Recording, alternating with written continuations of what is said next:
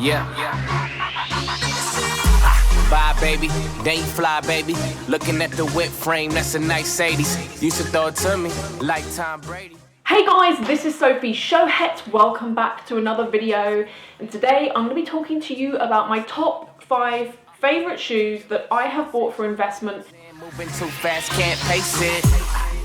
If you are new to my channel, just to kind of give you like a quick heads up, I try and buy designer pieces with a view to investment. What I mean by that is, if I ever get myself into a financial pickle, I like to buy things that I think I can always sell that, and I think I kind of take a gamble I'm always going to be able to get good money back for it. So I try and buy classics. If you are not subscribed, definitely subscribe because I do 3 videos a week, and if you like luxury, you're going to love it here. My first favorite pair of shoes are these. These are from Christian, it's all falling over. These are from Christian Louboutin. Now, this is the Fifi pump. If you were to say to me, which shoe from Louboutin is the best investment, I would always say to go for something that's been around for a while and is still out at the moment. So Kate, Fifi, Decolleté, any of like the trainer, the sneaker things, I think that they are really good investments. Of course, that could all change, but at the moment I try and buy things that have been out for several seasons, and I'm hoping that they're going to be around for a long time, because I try and think if someone's going to try and buy this, they're going to be searching for styles that are hopefully still around in like a couple of years' time. Another reason why I love Fifi is when I buy luxury, I don't have many items that I buy and don't use. Most of the things I like to get wear out of, and the great thing with these is that if you have a wider foot, because it's got a slightly rounded toe, they are so comfortable. And these have got a 100mm heel. Guys, if you want to buy yourself some of these shoes and you actually want to be able to wear them, I really recommend definitely Fifi. Even the simple pump is another good one. Anything that's got that slightly round toe on it is just awesome. The colour of these, this is called Patent Fluo in Rose Paris. Now on the camera I think these look orange, but actually they're not. They're sort of like a fluorescent pink. My next favourite shoe is what we have here. These are my only pair of D&G, Dolce Gabbana shoes. And the reason why they're a favourite is because obviously the brand's a great brand, but I like these because the quality is probably the best quality out of everything I'm going to show you here today. I don't know if you can see that, but the inside of this particular shoe is quilted, and the quality of the leather, the quality of the stitching, the sole. I actually bought these in 2010, and I think because they are a classic style, that's the reason why I can still wear them now. They've got a hidden platform in them of like probably about just over 1 centimetre, and the heel isn't crazy. I love these for summer. They've got like a little peep toe. They are super cute. They are so hard wearing. There's not a scuff at all on the patent leather.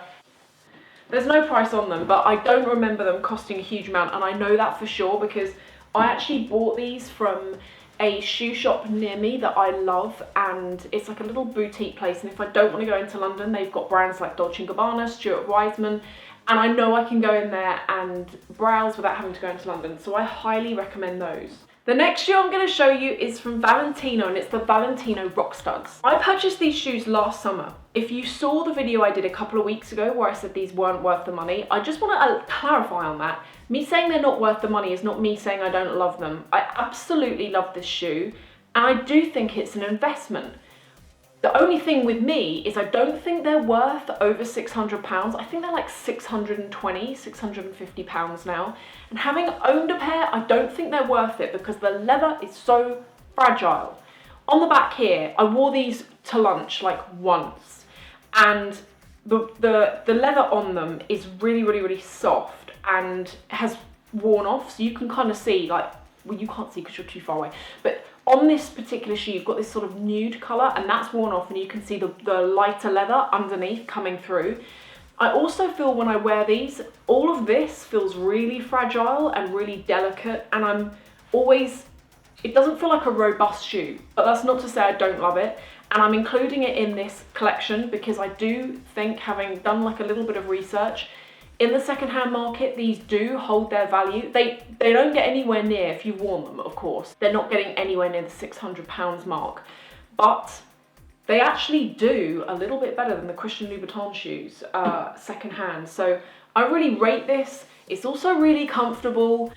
My next shoe, and I had to include a pair of Chanel sneakers. I'm including them because for anyone who's looked to buy these, first of all, they are really hard to get hold of. They don't tend to be in any of the boutiques unless you get them there like really early in the morning and you're just lucky. But the other thing I've noticed is that if you look to get these on the second-hand market, oh my God, the prices of them. I have actually seen, I wanted to get a grey pair and I was on Vestiaire Collective yesterday, and for like a pair of shoes that someone's worn, they're over £700 and they're actually selling.